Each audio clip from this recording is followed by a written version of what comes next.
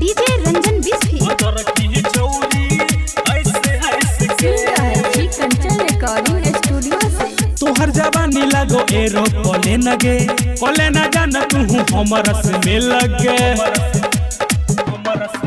सुन तोहर जवानी लगो एरो कोले नगे कोले न जान तू हमर से मिल लगे चले छरो डबा पधार के दिल लह गेला तू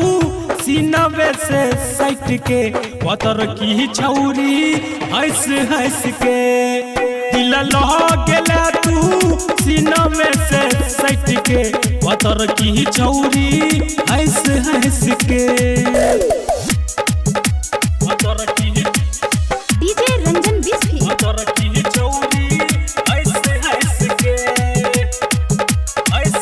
आँखी के काजल और माथे के बिंदिया तोहर आदा के जाने लो गेल निंदिया आँखी के काजल और माथे के बिंदिया तोहर आदा के जाने लो गेल निंदिया तोहर आदा के जान लो गेल निंदिया कहे छियो बात सोच के दिल लो गेला तू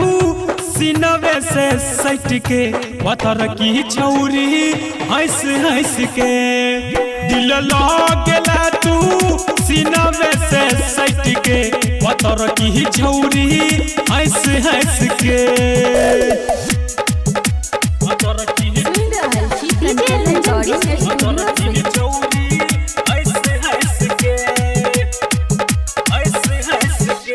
तोहर नजर हमरा नजर में गह गई देखी न राघव जी हंसी हंसी कहई